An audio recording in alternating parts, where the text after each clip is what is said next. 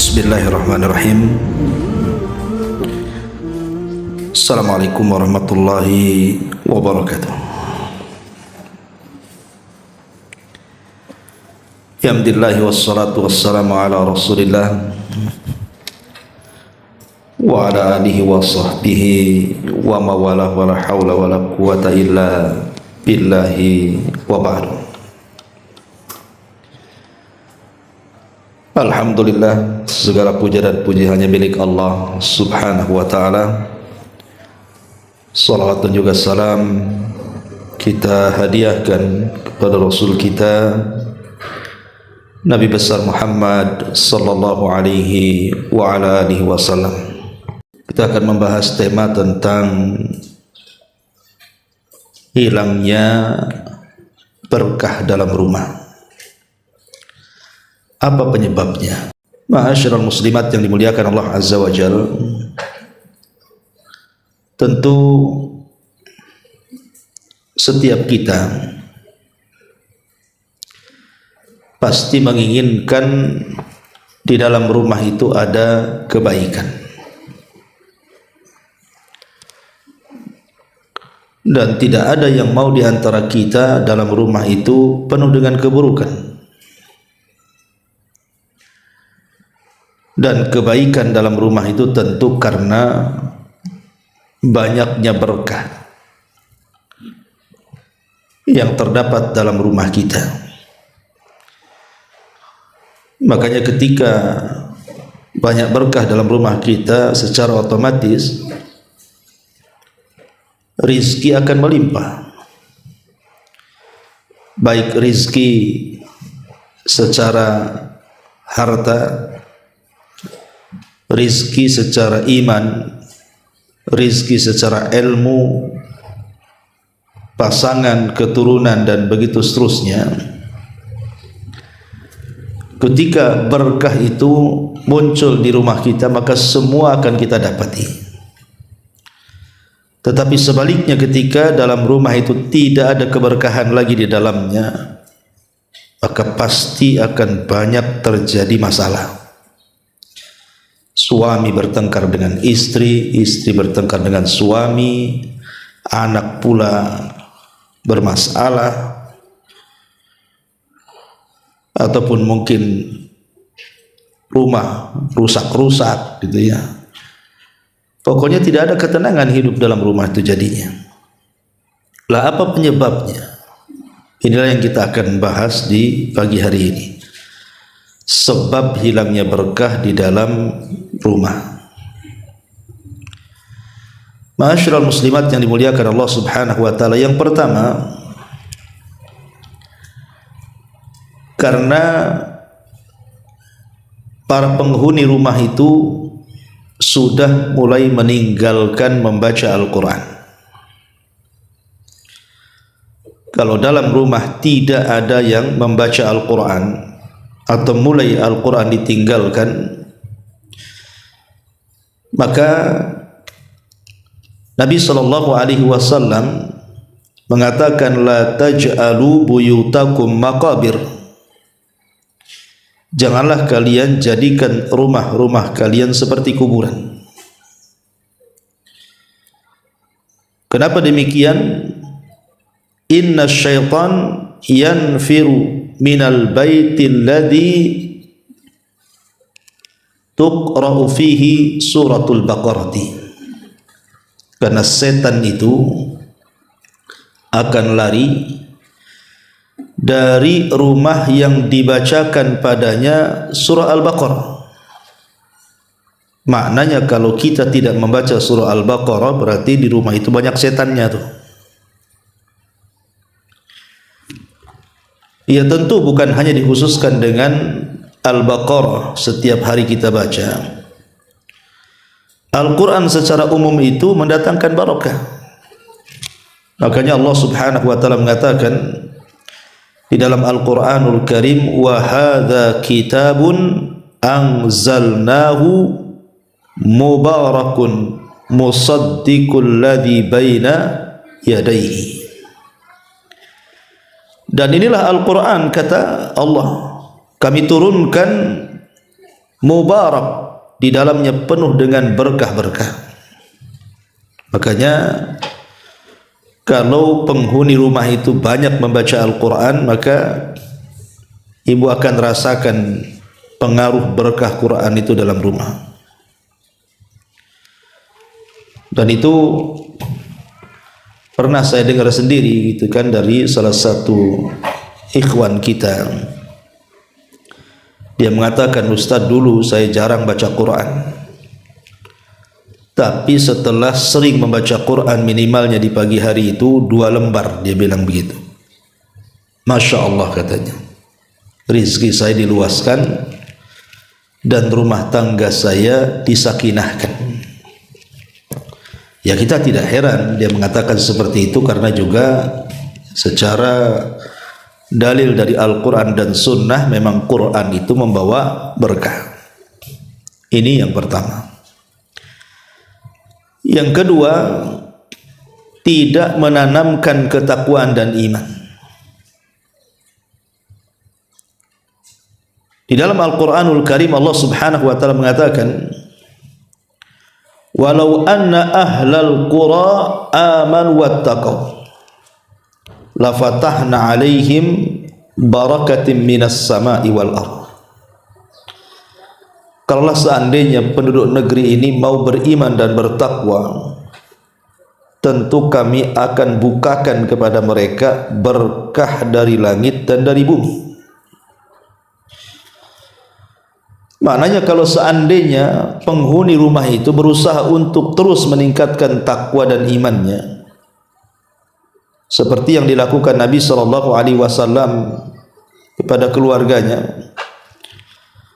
Aisyah radhiyallahu anha mengatakan, Rasul itu kalau di sepertiga malam akhir sebelum subuh, maka dia akan membangunkan Aisyah Ummul Mukminin radhiyallahu anha dan diperintahkan untuk salat witir ataupun tahajud.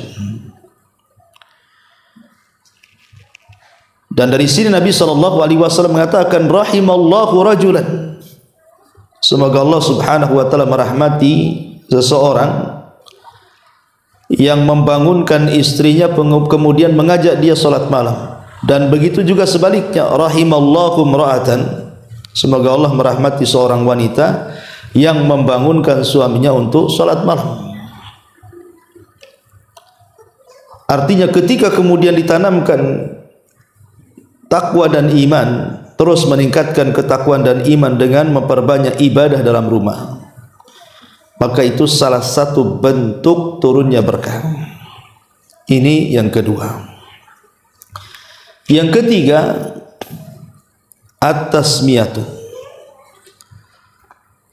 membaca basmalah. Terkadang ada di antara kita ini yang lupa membaca basmalah, atau sengaja tidak membaca basmalah, atau mungkin memang tidak tahu bahwa dalam basmalah itu ada berkahnya di situ. Kata Nabi SAW, idza dakhala ar-rajulu baitahu fadzakara ismallahi ta'ala hina yadkhul wa hina yut'im qala syaitan la mabita lakum wala asya. Kata Nabi SAW, apabila salah seorang di antara kalian masuk rumahnya kemudian menyebut nama Allah. Jadi ibu dari mana? Dari pasar, dari luar masuk ke dalam rumah. Ibu sebelum melangkahkan kaki ke dalam rumah, ibu ngomong bismillah dengan menyebut nama Allah. Atau ketika hendak makan, bismillah dengan menyebut nama Allah. Maka kata Nabi SAW, maka syaitan akan bicara dengan teman-temannya, la mabita lakum wala asya, di rumah ini tidak ada tempat untuk kalian dan tidak ada makanan untuk kalian, pergi kalian. Subhanallah, hanya membaca basmalah saja mengusir setan, Bu. Karena masalah itu datang dari setan masalahnya. Semua masalah dalam rumah tangga itu semua datang dari setan, Bu. Makanya kemudian cara mengusir setan dengan cara seperti ini, membaca basmalah. Ketika kita meninggalkan basmalah, maka hilang berkah dari rumah kita. Kemudian yang keempat adalah jarangnya seseorang itu berbagi dalam rumah, terutama soal makanan. Nabi SAW mengatakan ta'amul itsnaini kafi ats-tsalatsa wa ta'amul tsalatsati kafi al-arba'ah. Makanan dua orang itu sebenarnya cukup untuk tiga orang, dan makanan tiga orang itu cukup untuk 4 orang. Kata para ulama, apabila kita mau berbagi makanan di dalam rumah kita ini, entah dengan tetangga sebelah, entah dengan tamu, entah dengan fakir miskin, anak-anak yatim, kan gitu ya, maka itulah salah satu yang mengundang berkah, berbagi makanan. Ini yang nomor 4. Yang nomor 5, hilangnya berkah itu karena makanan yang dimakan oleh orang-orang yang di dalam rumah itu terkadang tidak memperhatikan halal haramnya, main makan saja. Di mana Rasulullah SAW mengatakan, Innallaha tayyibun la yaqbalu illa tayyibah. Allah itu maha baik, tidak menerima kecuali yang baik-baik. Maka harta yang haram tidak akan diberkahi. Harta haram itu tidak akan diberkahi, karena selain daripada doa-doanya ditolak oleh Allah Azza wa Jalla, maka tidak ada berkah yang masuk ke dalam rumah itu. Maka perhatikan, jangan memakan yang diharamkan, entah makanan, entah minuman, entah pakaian, gitu ya. Kalau bisa dibeli dari uang yang dihalalkan. Dan ibu harus tahu pekerjaan suami. Suami ini kerja apa, kan gitu ya. Kalau memang zahirnya halal, makan. Walaupun ibu kan tidak tahu suami dapat uang dari mana, tapi nampak zahirnya dia kan kerja layaknya orang-orang, insyaallah halal. Tapi kalau seandainya ibu tahu suami ini bandar narkoba, bandar judi, gitu kan, jelas itu kan, dan tidak ada pekerjaan lain kecuali dari situ, Bu, maka ibu jangan makan dari situ. Ustaz, tak bisa saya cari uang, kan selama ini suami. Kalaupun harus memakan, maka sekedarnya saja, sambil ibu cari-cari cara supaya suami dapat pekerjaan yang halal. Karena itu dampaknya partal, gitu kan, menghilangkan barakah dalam rumah tuh. Ini yang kelima. Yang keenam, adamus syukri, tidak bersyukur. Tidak bersyukur akan nikmat yang Allah anugerahkan kepadanya. Diberi uang bisa beli makan, kadang-kadang ibu masaklah banyak-banyak. Nanti yang dimakan itu tak banyak, yang dibuang pula lebih banyak. Dikasih pun tidak. Beli pakaian banyak-banyak, kan gitu. Ibu pun tidak pakai pakaian sekali pakai 10 rangkap, kan Bu, ngapain juga 10 rangkap dipakai, haredang lah, kan itu.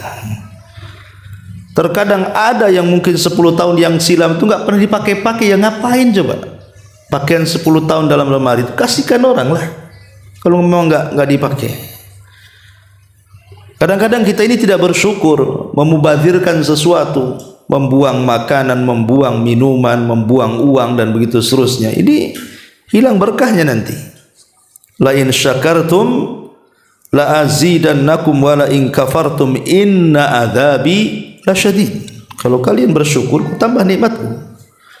Tapi kalau kalian kufur, ku sediakan azabku, kata Allah, dan azabku sangat pedih. Ini yang nomor 6. Yang nomor 7. Yang nomor 7. Hilangnya berkah karena adamu istiqadhihi minan naumi an yubadir adamu tabkir istayqidhihi minan naumi. Tidak berpagi-pagi ketika bangun dari tidur. Sudah saya jelaskan apabila kita menjelaskan tentang keutamaan 1 jam setelah subuh kan Bu. Nabi SAW mengatakan, Allahumma barik li ummati fi bukuriha. Ya Allah, berkahi umatku di waktu paginya.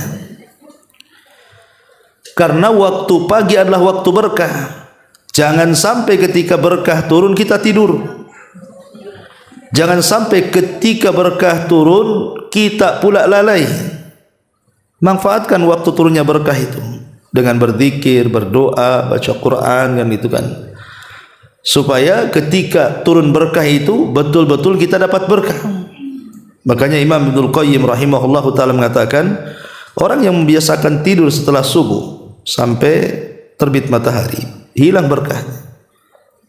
Hilang berkah dalam keluarganya, hilang berkah dalam kehidupannya, hilang berkah dalam pekerjaannya, dan nanti akan banyak masalah dalam hidupnya tuh. Makanya jangan sampai kemudian kita melalaikan waktu yang jelas-jelas berkahnya itu. Ini yang nomor 7. Yang nomor 8, kasrat adamu al-istighfar. Jarang membaca istighfar. Allah Subhanahu wa taala berfirman, Faqultu astaghfiru rabbakum innahu kana ghafara yursilis samaa 'alaikum midrara wa yumdidkum bi amwali wa banin wa yaj'al lakum jannati wa yaj'al lakum anhar. Maka aku katakan, kata Nuh kepada kaumnya, perbanyaklah istighfar kepada Rabb kalian, sebab dengan istighfar itulah Allah akan menurunkan hujan kepada kalian, akan menambah harta kepada kalian, akan menambah keturunan kepada kalian, dan Allah akan jadikan kebun-kebun dan juga sungai-sungai. Lihat bagaimana dahsyatnya istighfar, menjadikan sebab turunnya hujan, menjadikan sebab berlimpahnya kekayaan dan keturunan, dan menjadikan sebab kesuburan. Maka kalau ingin dapat berkah dalam rumah, perbanyak istighfar. Astagfirullah, astagfirullah, astagfirullah. Nah itu Bu ya. Karena istighfar sendiri artinya adalah kita meminta kepada Allah agar aib kita itu ditutup oleh Allah. Betapa banyak orang-orang yang dibuka aibnya, yang tadinya dihormati Bu, jadi dihinakan. Yang tadinya dimuliakan jadi direndahkan. Yang tadinya orang bicara dengan kita jadi ditinggalkan. Itu kalau aib kita ketahuan tetangga kita. Oh, rupanya si Anu nampaknya saja pakai cadar ya, rupanya lebih dahsyat dosanya dibandingkan yang telanjang katanya. Jadi kan repot Bu ya. Jadi dengan memperbanyak istighfar itu Bu, aib-aib kita dalam rumah kita itu tidak akan ditampakkan oleh Allah. Jadi orang memandang kita itu tetap baik. Kemudian yang kedua, mana istighfar itu kita meminta ampun kepada Allah agar dosa-dosa yang kita lakukan di dunia tidak diadab di akhirat.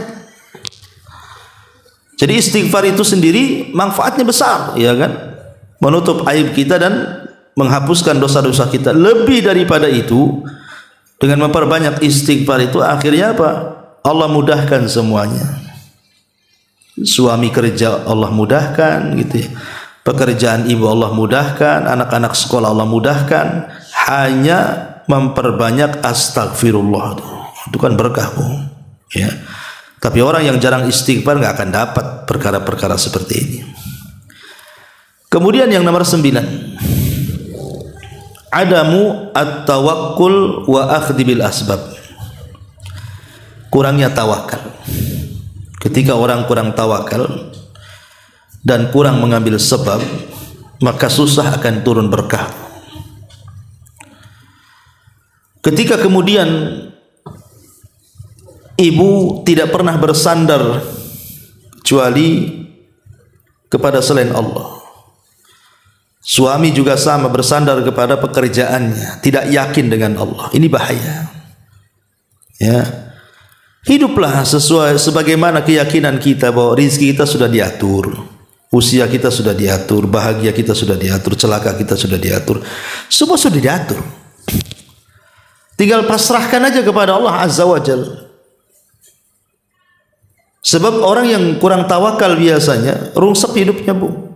Sakit sedikit ngeluh, gaji enggak cukup ngeluh, ada masalah ngeluh, enggak ada bahagianya tuh nanti. Ya. Jadi sandarkan semua kepada Allah Azza wa Jalla, kemudian ambil sebab. Ini di antara poin yang ke-9. Poin yang ke-10. Ityanul ma'asi wal muharramat. Dalam rumah banyak maksiat dan banyak hal-hal yang diharamkan dilakukan. Nabi mengatakan, innal abda la yuhramur rizqu bidzambin yusibu. Kata Nabi SAW, seorang hamba itu akan diharamkan dari rizkinya karena dosa yang dilakukannya. Jadi kalau di dalam rumah itu banyak dosa, banyak yang melakukan dosa dan tidak ditegur, terutama kepala rumah tangganya tidak punya kecemburuan kepada keluarganya, anaknya buka aurat ya biarin saja, nggak sholat ya dibiarin saja, kena pergaulan bebas ya tenang-tenang saja. Ini bahaya kalau dalam rumah seperti ini maksiat dibiarkan gitu kan.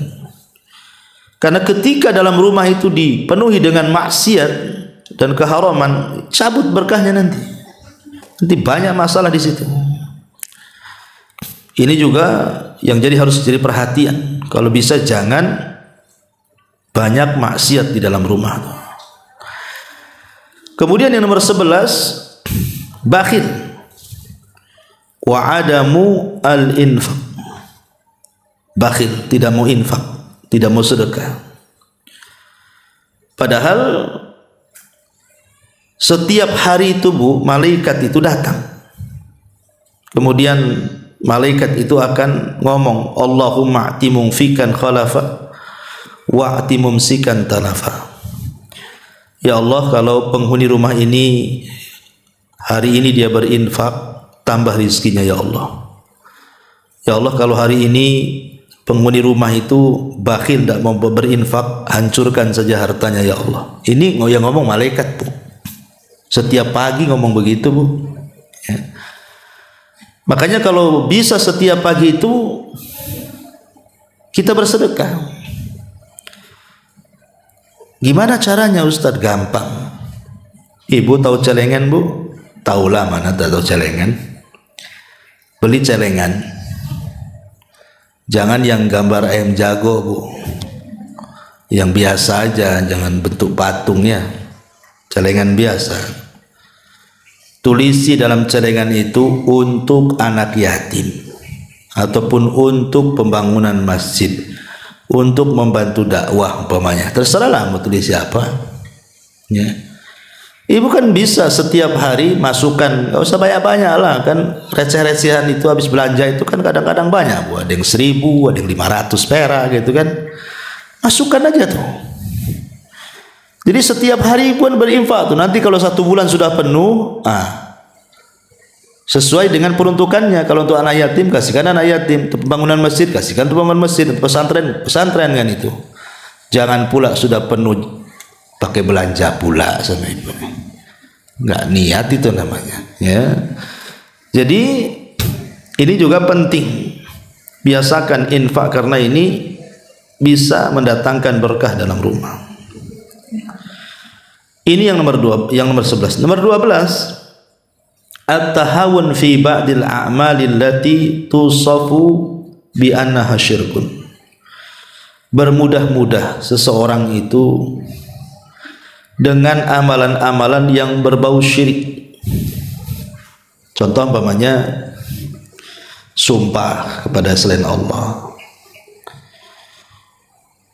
datang ke dukun, percaya jimat. Nah, ini bahaya nih, ya. Karena banyak di masyarakat itu orang yang gak yakin dengan Allah tuh. Makanya ibu kalau suami yang sudah suka-suka dan klinik-klinik itu, nasihati, ya bang, percayalah sama Allah, tidak perlu pakai jimat-jimat nih. Jadi kasih tahu, gak perlu datang ke dukun. Ini bisa membahayakan berkah dicabut dari rumah nantinya. Ini yang nomor 12. Nomor 13, at-taqa'us an ikhraji mali zakat. Seseorang tidak mau melaksanakan kewajiban hartanya berupa mengeluarkan zakat. Hartanya banyak, mungkin ratusan bahkan miliaran, mungkin sebagian orang itu punya harta, tapi tidak ingat zakat tuh. Oleh setiap tahun kan ada zakat mal yang harus dikeluarkan apabila sudah mencapai nisab dan haul. Karena dengan mengeluarkan zakat itu adalah membersihkan harta, itu mendatangkan berkah tuh. Ketika kemudian harta kita tidak dikeluarkan zakatnya, berarti ada harta kotor di situ. Itulah yang mengundang tidak berkahnya rumah kita. Ini yang ke-13. Yang nomor 14, at-tanasi fadlillahi azza wa jalla. Lupa dengan karunia dan nikmat Allah azza wa jalla. Jangan melupakan nikmat yang sudah Allah anugerahkan kepada kita. Terkadang orang dilupakan ketika sudah kaya. Dulu ibu lagi susah gitu ya kan, masihlah baik sama orang, nyapa sama orang. Kemudian setelah Allah robah kehidupannya jadi kaya, jangan lagi nyapa sama orang. Kaca mobil pun tak mau dikebawahkan, dibuatnya hitam semua. Cara jalannya aja beda. Dulu waktu susah cara jalannya bentar-bentar nyapa, bentar-bentar nyapa. Udah kaya main lurus kayak tiang listrik, udah nggak belok-belok tuh kepala tuh kayak kacamata kuda. Jadi ada orang-orang yang lupa akan nikmat yang sudah Allah anugerahkan. Fa bi ni'mati rabbika fahaddits. Ingat, kalau Allah berikan nikmat, hadis, tampakkan nikmat itu, bersyukur. Jangan lupakan nikmat, karena itu bisa menghilangkan berkah masalahnya. Kemudian juga yang nomor 15, tarku ba'dil wajibat wal faraid. Meninggalkan kewajiban-kewajiban. Tidak sholat 5 waktu, tidak puasa Ramadan, dah kaya tak mau haji, dah kaya tak ada zakat. Pokoknya enggak peduli dengan kewajiban tuh, Bu. Ini bahaya. Bahaya sekali. Apalagi sampai kalau meninggalkan sholat ini terputuslah hubungan kita dengan Allah. Kalau sampai terputus hubungan kita dengan Allah, aduh bahaya. Dipastikan enggak ada berkah hidupnya itu. Karena pernah saya ceritakan kan Bu, ketika ada seorang ibu mengeluhkan akan anaknya yang dari kecil, remaja, dewasa, sampai kemudian sekarang sudah sama-sama tua antara anak dan ibu tuh, gak pernah bahagia anaknya itu. Ada aja masalah, sampai akhirnya mengalami stroke. Jadi ibu ini datanglah kepada salah satu kiai, ustadz, syekh itu, bertanya, apakah anak saya disihir orang? Kok gak pernah bahagia hidupnya dari kecil sampai sekarang dia sakit stroke tuh. Tapi pertanyaan syekh ini berbalik tanya, sholat gak anaknya? Katanya. Dia mengatakan enggak. Dari kecil enggak, katanya. Enggak pernah sholat. Itulah yang menjadikan anakmu tak bahagia, katanya. Anakmu tidak terkena sihir dan tidak disihir. Anakmu tidak bahagia itu karena anakmu tidak sholat.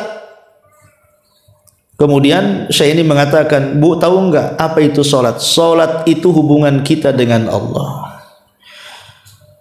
Ketika kita masih sholat berarti tali itu masih terhubung dengan Allah. Ketika kemudian kita meninggalkan sholat berarti putuslah tali itu dengan Allah. Ketika putus tali dengan Allah, mungkin Allah menolong kita. Talinya aja dah putus. Ya, coba bayangkan orang yang meninggalkan sholat tubuh, pertama bangun saja sudah dilaknat.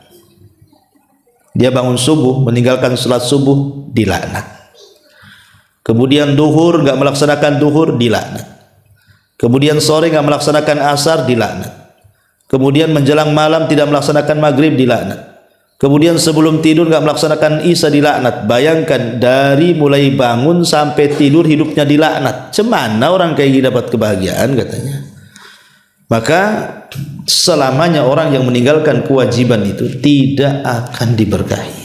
Maka jangan tinggalkan kewajiban. Kemudian yang nomor 16, birrul walidain, berbuat baik kepada kedua orang tua dan juga menyambung hubungan dengan kerabat. Karena Nabi SAW mengatakan, man sarrahu an yubsata lahu fi rizkihi wa yunsa'alahu fi atharihi falyasir rahimahu. Siapa yang hendak diperbanyak rizkinya, dipanjangkan umurnya, hubungkan silaturahim. Dan itu menunjukkan berkah. Ya, menunjukkan berkah ketika rizki kita diperbanyak, usia kita dipanjangkan, kan berkah. Ya. Ini yang nomor 16. Yang nomor 17, ad-du'a binailil barakati. Teruslah berdoa. Banyak-banyak berdoa, terutama di waktu-waktu mustajab. Ya Allah, berkahilah hidup saya, suami saya, anak-anak saya, harta saya. Terus begitu berdoa, minta berkah. Karena doa itu silahul mukmin, senjatanya orang yang beriman. Kemudian yang nomor 18, biasakan mengucapkan salam Bu kalau masuk rumah tuh. Ustaz, di rumah nggak ada siapa-siapa, apa perlu mengucapkan salam? Perlu. Ibu dari pasar masuk rumah, tahu di rumah kosong nggak ada apa-apa, nggak apa-apa. Assalamualaikum, gitu ya. Nggak ada yang jawab Ustaz, nggak apa-apa. Kalau ada yang jawab masalah nanti. Ya. Ada malaikat. Malaikat kan ada di rumah kita. Mereka yang jawab. Karena assalamualaikum itu, kata Nabi SAW dalam hadis yang sahih, dia mengatakan kepada Anas bin Malik, ya bunai, idza dakhalta ala ahlika fasallim yakun salamuka barakah alaika wa ala ahli baitik. Hei anakku, kata Rasul kepada Anas, kalau kau masuk rumah, salam ya, karena salammu adalah berkah bagimu dan bagi keluargamu. Lihat bagaimana salam ini mau berkah. Kemudian yang ke-19, husnul khuluq wal birru ma'an nas. Jadi hilangnya berkah adalah adamu husnul khuluqi, tidak baik akhlaknya dan tidak banyak berbuat baik kepada manusia. Karena orang yang tidak baik akhlaknya Bu, pasti tidak disukai orang Bu. Pokoknya ibu suka mencaci, memaki, melaknat gitu kan, suka nyakiti orang. Pasti orang yang disakiti itu pasti akan mendoakan keburukan kepada ibu kan. Mati aja lah ibu itu. Kenapa? Aduh, sakit aku katanya. Kenapa sakit? Tah omongannya itu katanya. Aku digigit tawon aja masih tahan katanya. Itu omongan dia, seminggu nggak sembuh-sembuh katanya. Repot Bu kan. Dilaknat akhirnya sama orang kan. Didoa-doakan mati, didoakan hancur. Gimana hidupnya mau berkah coba? Tapi kalau akhlaknya baik Bu, masya Allah. Jangankan hidup, mati aja dipuji-puji orang. Sayang ya. Itu orang baik loh. Kenapa? Apa memang orang baik memang cepat mati ya? Nggak ada gitu Ibu ya. Ya. Kenapa nggak tetangga sebelah aja tuh yang mati itu? Kenapa? Wah itu pantas untuk mati. Tapi kok tak mati-mati pula katanya. Subhanallah kan. Ya jadi ini penting Bu. Akhlak yang baik itu membawa berkah. Kemudian juga yang nomor 20, adamu husni tadbiril waqti wa tanzimi mimma yuaddi ilal barakati fi. Tidak menata waktu. Ibu hidupnya serabutan bahasanya. Kalau ibu bisa menata waktu, ibu, saya harus bangun nih 2:30 saya harus bangun, pasang alarm, bangun. Kemudian nanti selepas subuh saya nggak akan tidur, baca Quran. Nanti jam sekian nanti saya sholat duha. Nah, gitu maksudnya menata waktu. Ini kalau orang menata waktu Bu, berkah hidupnya. Tapi kalau orang serabutan hidupnya, ya waktu itu ya datang pergi ya seolah-olah nggak ada faedah bagi dia. Pada Allah Subhanahu wa taala banyak bersumpah dengan waktu dalam Quran itu. Sebenarnya waktu itu sesuatu yang sangat luar biasa bagi seorang mukmin. Karena lewat saja satu hari tidak bisa dibalikkan. Sementara satu hari yang akan datang belum tentu kita dapat. Yang memungkinkan ya sekarang ini yang kita hadapi. Kira-kira apa yang bisa kita lakukan? Ma'asyiral muslimat yang dimuliakan Allah Azza wa Jalla. Ini yang ke-20. Yang 21. Ziaratil ahli wal asdiqa. Biasakan berziarah, mengunjungi keluarga, kerabat yang dekat-dekat lah kan ya. Karena ini bagian daripada silaturahim, dan tadi keutamaan silaturahim menambah harta dan juga usia. Kemudian yang nomor 22, ta'wid, adamu ta'widil lisan ala kathratil hamdi wa syukri lillahi ala ni'amihi allati la tu'addu wa la tuhsa bil istimrar. Tidak membiasakan lisannya memperbanyak alhamdulillah wa syukru ala ni'matihi, dan syukur kepada nikmat. Jadi kalau bisa Bu, apapun Bu, ucapkan alhamdulillah. Sedikit banyak alhamdulillah. Ibu sakit, alhamdulillah. Ibu sehat, alhamdulillah. Ibu susah, alhamdulillah. Ibu senang, alhamdulillah. Ibu seret, alhamdulillah. Ibu lapang, alhamdulillah. Alhamdulillah ala kulli hal. Katakan alhamdulillah. Karena orang yang suka membaca alhamdulillah ini mendatangkan berkah. Gimana Ustaz, masa sakit alhamdulillah, susah alhamdulillah? Bukan alhamdulillah karena sakitnya, bukan alhamdulillah karena susahnya. Maksudnya alhamdulillah karena sakit itu karena kita memandang orang lain. Alhamdulillah, saya kan baru sakit gigi Ustaz, tetangga ginjal, nah, gitu maksudnya kan. Itu maksudnya, mensyukuri nikmat yang masih ada.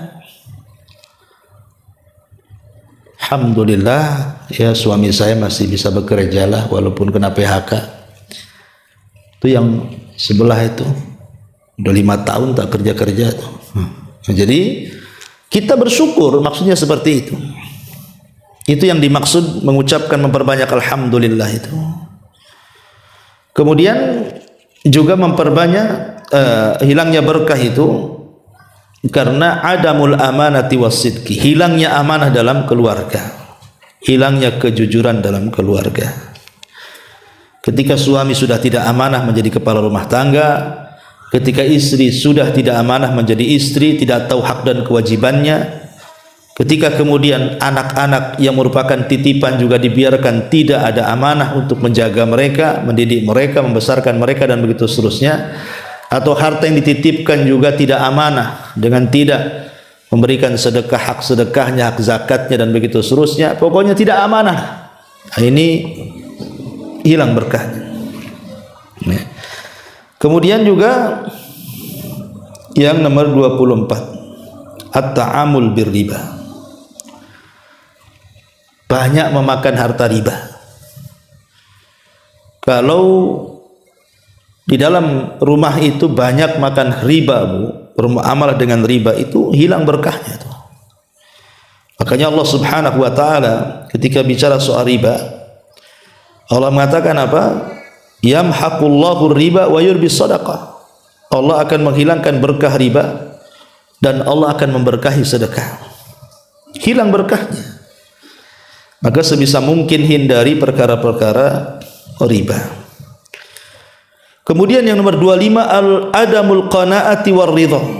Tidak qanaah, tidak redha. Maksudnya tidak qanaah, tidak redha itu dia selalu mengeluh dari pemberian Allah. Selalu mengeluh ya. Suami mungkin kerjanya ya supir taksi, ojek online, GoFood atau apa gitu kan. Kebetulan hari itu hujan, tak dapat banyak, ngomel-ngomel pula istri. Kok tak pandai cari kerja ya Bang ya? Kok dapat sedikit hari ini?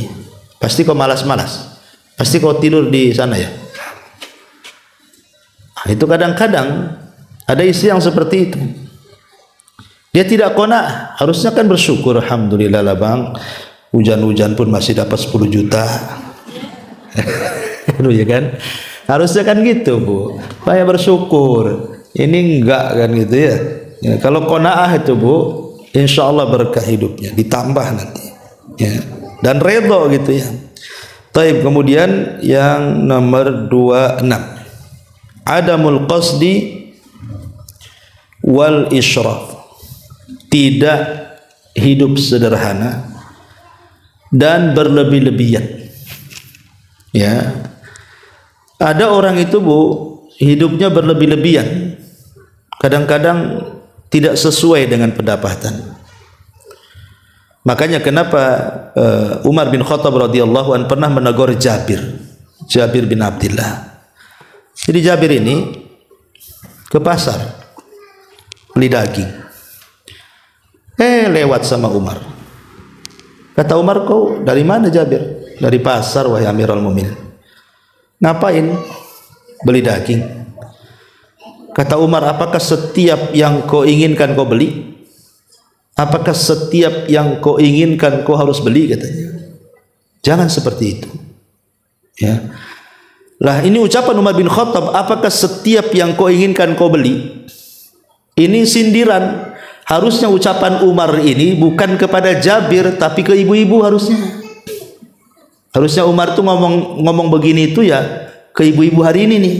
Apa setiap ibu menginginkan sesuatu harus beli? Itu maksudnya ya. Karena begitu ibu-ibu tuh, apalagi dengan dunia medsos sekarang kan Bu, ibu itu lebih suka bertetangga dengan Tokopedia, dengan Marketplace, daripada tetangga sebelah kan Bu. Karena itulah hari-hari di situ, browsing itu aja itu kerjanya. Akhirnya setiap yang dikehendaki ya mulai berpikir tuh, harga cocok nggak nih, bahan dah cocok. Mulai dia pikir, nguras otak gitu kan, ngumpulin duit. Tidak semua yang kita inginkan harus dibeli. Betapa banyak sesuatu yang kita inginkan kemudian kita beli, nyesal pula belakangan. Dan pernah saya alami Bu, dulu gitu ya. Kadang-kadang dulu waktu saya masih muda, sekarang muda juga. Maksudnya dulu waktu suka dengan sepeda motor tuh Bu. Saya udah ada sepeda motor dulu, suka pakai sepeda motor laki-laki itu GL Pro tuh. Tahu ada motor baru ya, GL Max tuh nggak salah itu. Pada susah lah cari duit itu. Akhirnya terpaksa saya jual, tukar tambah. Rupanya masih enak GL Pro, nyesel tuh. Nyeselnya luar biasa waktu itu. Kenapa? Untuk apa saya beli ini? Saya pernah rasakan dulu kayak gitu kan. Jadi betul lah kata Umar bin Khattab itu. Apa setiap yang kau inginkan kau harus beli? Ya enggak harus beli kan. Lihat kebutuhannya mendesak atau tidak kan itu. Ini makanya sekarang hidup di zaman sekarang ini luar biasa. Ya. Makanya kenapa hilang berkah? Karena setiap keinginan harus terpenuhi. Padahal itu tidak mencerminkan kesederhanaan yang ada, kemudian israf berlebihan. Kemudian yang nomor 27. Adamud du'a wal luju ilallahi azza wa jalla. Ya. Sedikitnya berdoa dan kembali kepada Allah Subhanahu wa taala. Maksudnya ketika kita ini banyak masalah itu harusnya kita introspeksi kan Bu. Kalau ibu ada masalah itu harusnya kan lebih dekat kepada Allah. Lebih rajin lagi doanya, lebih rajin lagi sholatnya, lebih rajin lagi puasanya, lebih rajin lagi zikirnya, kan begitu Bu ya. Supaya persoalan itu hilang nanti, diurai. Yang ada enggak, kalau ada masalah itu tidur aja ibu, atau jalan kemana gitu kan. Salah, kalau ada masalah harusnya perbanyak ibadah. Makanya Nabi SAW satu hari keluar, entah siapa yang melangkahkan kaki Nabi tiba-tiba menuju ke masjid di luar jam sholat di waktu duha, nggak ada orang di masjid. Tiba-tiba dalam masjid itu ada seorang sahabat namanya Abu Umamah sedang berdoa dengan khusyunya di hadapan Allah Subhanahu wa taala. Maka Rasul bertanya, Abu Umamah, ini kan bukan waktu sholat, ngapain kau di masjid? Kata Umamah, humumun lazimatni wa duyunun ya Rasulullah. Stres wahai Rasul, banyak utang wahai Rasul. Tapi lihat bagaimana Abu Umamah Dia tahu dia sedang stres, dia tahu dia banyak hutang, dia nggak kemana-mana, dia tahu yang bisa menyelesaikan Allah, makanya dia ke masjid, dia berdoa di situ. Tiba-tiba doanya dikabulkan, digerakkan Rasul yang tidak ada niat ke masjid jadi ke masjid untuk menemui Abu Umamah. Kemudian Nabi SAW mengatakan, ya Abu Umamah, mau nggak kuajarkan kepadamu beberapa kalimat, kalau kau baca di pagi hari dan kau baca di sore hari, kupastikan stresmu hilang, hutangmu terlunasi, gitu. Kata Abu Umamah, oh senang kali Rasul, ajarkan kalimat-kalimat itu. Maka Rasul SAW mengajarkan, idza asbahta wa idza amsayta faqul Allahumma inni a'udzubika minal hammi wal hazani wa a'udzubika minal ajzi wal kasali wa a'udzubika minal jubni wal bukhli wa a'udzubika min ghalabatid daini wa qahri rijal. Katakan ya Abu Umamah di pagi dan sore hari, ya Allah, aku berlindung dari kesedihan dan kegalauan, aku berlindung dari kelemahan dan kemalasan, aku berlindung dari kepengecutan dan kebakhilan, aku berlindung dari dikalahkan manusia dan dari hutang-hutang. Kata Abu Umamah, semenjak aku amalkan pagi petang, kata dia, demi Allah, dhahabat anni hammi wa qadha anni daini, hilang stresku, terlunasilah hutang-hutangku. Lihat, itulah pentingnya kembali. Kalau kita lagi ada masalah itu kembali kepada Allah, rajin ibadah supaya Allah carikan jalan keluar, dan itu bentuk berkah. Ya. Kemudian yang nomor 28, adamu dzikri. Dicabutnya berkah itu karena kita kurang zikir, Bu. Karena Nabi SAW yang mengatakan, mathalu al-bait, kata Nabi SAW, mathalul baitil ladzi yudhkarullahu fihi wal bait alladzi la yudhkarullahu fihi mithlul hayy wal mayyit. Permisalan rumah yang dibacakan zikir di situ dan rumah yang tidak dibacakan zikir di situ ibarat orang hidup dan mati. Jadi kalau rumahnya banyak zikir, itulah hidup rumah tuh. Kalau rumah itu tak ada zikir, matilah rumah itu. Jadi banyak berzikir, tasbih, takbir, tahlil, sambil masak, sambil apa aja lah kan. Di rumah kan banyak aktivitas, Bu. Sambil nyapu pun bisa zikir itu. Kemudian yang nomor 29, hilangnya berkah itu, Bu, karena memelihara anjing. Jangan memelihara anjing, hilang berkah dalam rumah, Bu. Kata Nabi SAW, man amsaka kalban fa innahu yankusu kulla yaumin min amalihi qiratun. Siapa yang merawat anjing, maka setiap hari dikurangi pahalanya 1 qirat. 1 qirat itu berapa, Bu? 1 gunung Uhud. Kita aja 1 hari dapat pahala 1 gunung Uhud aja belum tentu dapat. Dikurangi sudah jelas. Jadi ngapain cuma memelihara anjing itu? Lucu, Ustaz. Ada anjing itu lebih lucu daripada anak saya, katanya. Lah, kok bisa pula? Ya. Jadi orang-orang seperti ini nggak ada akal. Ya. Buat apa melihara anjing? Kadang-kadang anjing itu, Bu, harganya gila-gilaan, Bu. Kalau anjing yang mahal itu bukan juta-juta, ratusan juta tuh kadang-kadang, Bu. Perawatannya, pesoknya, macam-macam. Coba bayangkan, kalau dikumpulkan, Bu, sebulan bisa umroh tuh, Bu, daripada beli anjing tuh. Ya. Kemudian juga yang nomor 30, ta'liqus suwari fil baiti wassanam. Hindari makhluk-makhluk yang bernyawa dalam rumah itu, gambar-gambar. Ya, Bu, ya, gambar-gambar. Ustaz, ini kan foto keluarga, simpan aja lah foto keluarga itu, nggak usah dipajang-pajang.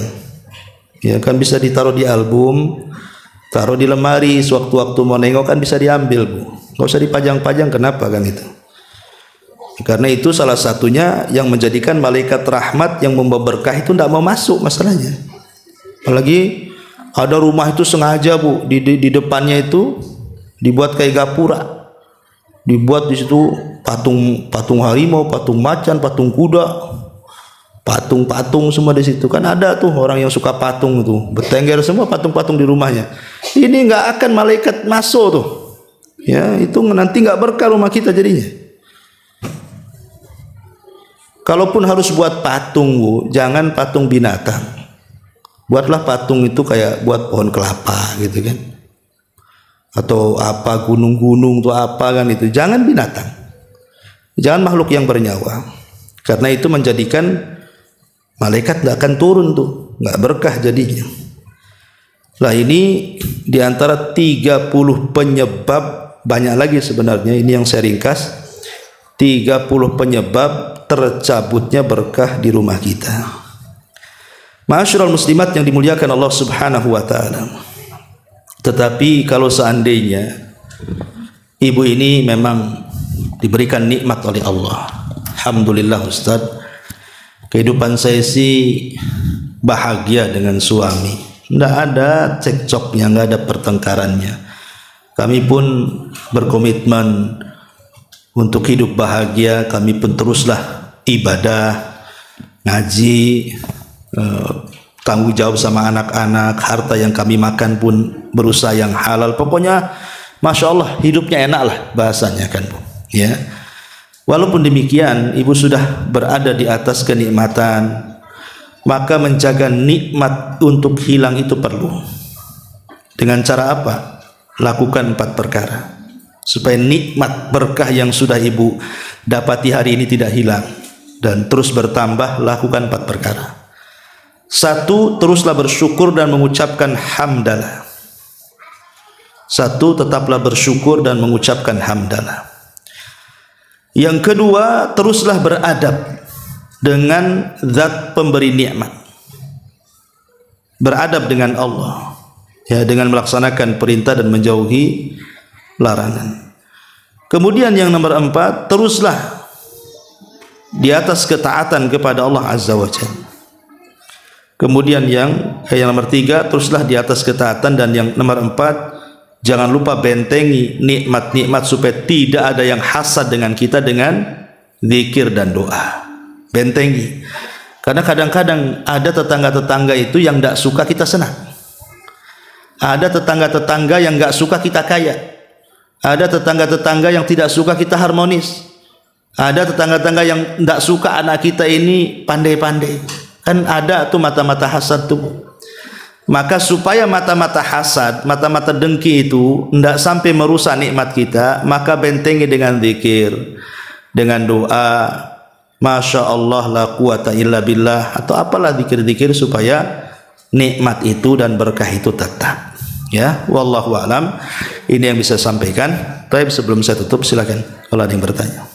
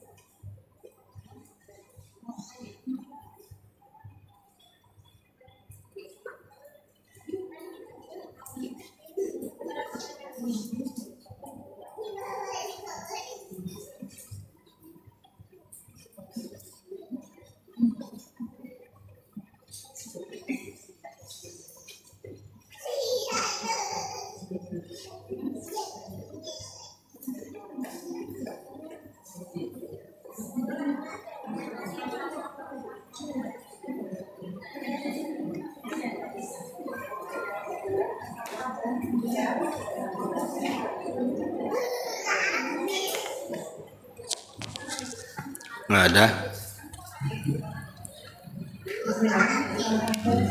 Waalaikumsalam warahmatullahi wabarakatuh. Ya. Ada poin yang sebelah tadi kan kita tidak boleh memelihara anjing, karena akan hilang keberkahan dari rumah kita. Bagaimana dengan memelihara kucing, Ustaz? Apakah akan bertambah berkah atau hukumnya mubah? Waalaikumsalam. Apakah memelihara kucing itu bisa membawa berkah? Iya. Bismillah, alhamdulillah. Memelihara kucing tidak ada dalilnya bahwa kalau melihara kucing itu berkah, tidak. Tapi di zaman Nabi SAW ada seorang sahabat namanya Abdurrahman ibn Sakhr. Jadi kalau ke pengajian bawa anak kucing. Jadi anak kucing ini selalu dibawa sama Abdurrahman ibn Sakhr ini.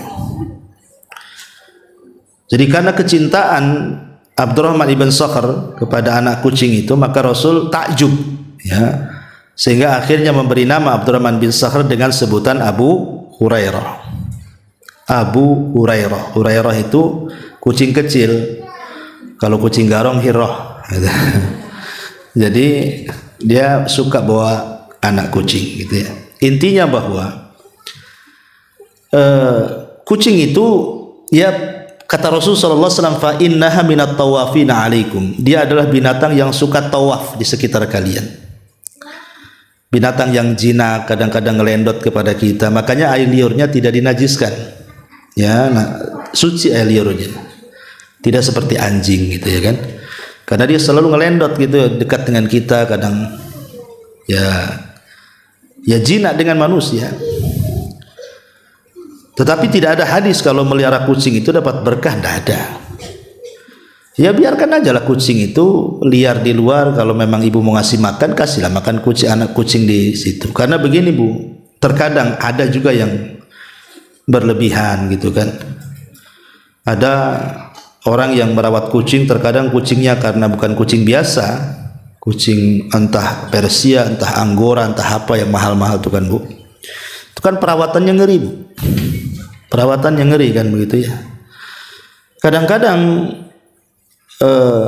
kalau dia kemudian berlebihan merawat kucing sampai mengeluarkan biaya yang banyak, tapi tidak diimbangi dengan sedekah kepada fakir miskin Bu, ini kan salah juga. Bagus tidak memelihara kucing hanya untuk merawat kucingnya saja. Kapan dia sedekahnya? Sedekah sama kucing? Enggak. Kucing ini bisa hidup di luar Bu. Tapi fakir miskin ini kan mereka terkadang ada yang tidak bisa mencari nafkah. Nah, kecuali kalau memang dia ya uangnya lebih, ya dia satu sisi bisa sedekah, bisa haji, bisa umrah, bisa apa, sisi lain juga ya ingin punya kegemaran merawat kucing, tapi jangan berlebihan. Jangan berlebihan ya merawat kucing itu. Karena sesuatu yang berlebihan juga tidak bagus.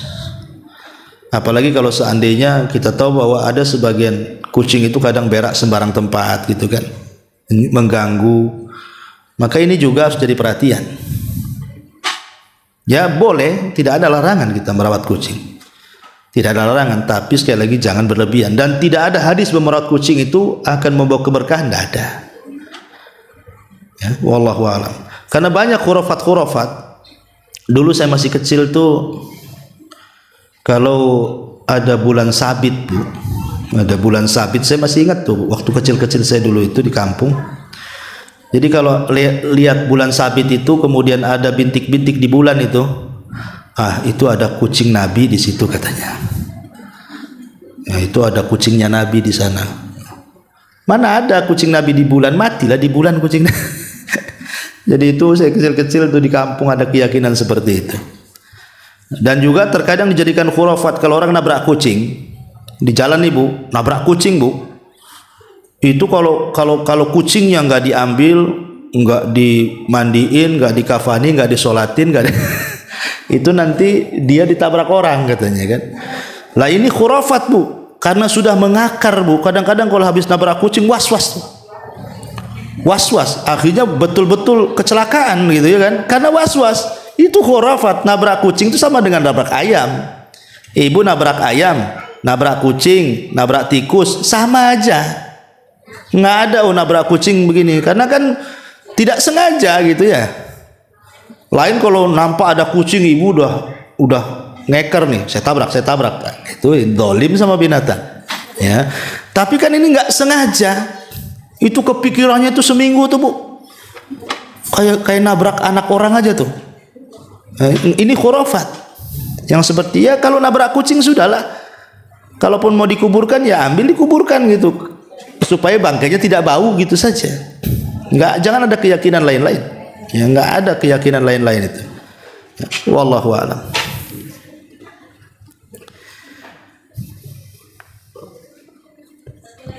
Iya. Membaca Bismillah, Assalamualaikum atau Assalamualaikum warahmatullahi wabarakatuh. Yang mana yang benar, Ustaz? Iya. Dua-duanya dibolehkan. Kalau kita mengucapkan Assalamualaikum masuk rumah maksudnya kan? Iya, masuk rumah kosong. Iya, bisa Assalamualaikum, bisa juga seperti salam ketika sholat kan itu ya. Ya, wala ibadillahis salihin, maksudnya kan mengucapkan salam kepada saudara-saudara kita dari kalangan jin yang soleh yang ada di situ. Ya nggak ada masalah, ya boleh dua-duanya. Terus Ustaz, Iya. masuk rumah yang kosong itu, apakah kan kita kadang mengatakan sekolah yang kosong sementara, atau kosong yang benar-benar nggak ada orang kita masuk di situ, apa sama atau tidak sama? Umum, baik kosong sementara atau kosong lama sama aja. Jangankan rumah kosong Bu, rumah isi saja, ibu kelebihan kamar Bu, kamar itu dihuni jin, ya kan? Ibu nih buat rumah, buat 5 kamar, yang dihuni cuma 2 tuh, yang 3-nya nggak dihuni, itu jadi tempat jin tuh. Ya makanya kalau bisa itu, kalau memang ada kelebihan kamar Bu, ya yang kelebihan itu entah ibu jadikan musola di situ Bu ya, dijadikan musola tempat ibu zikir, atau dijadikan tempat baca Quran, atau dijadikan perpustakaan, supaya terisilah kamar-kamar itu di situ.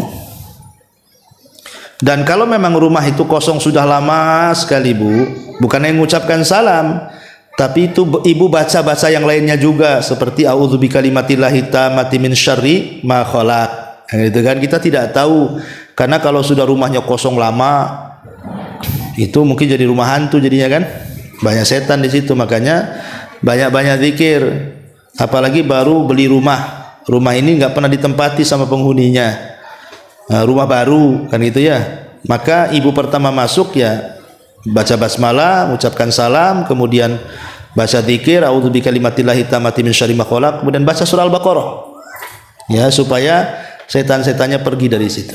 Kalau rumah baru, ibu baru pindah atau beli, ya supaya jangan diganggu setan yang ada di situ. Wallahu a'lam. Wa iyyak. Ya, sampai di sini. Subhanaka bihamdika asyhadu an la ilaha illa anta astaghfiruka wa atubu ilaik. Allahu ta'ala.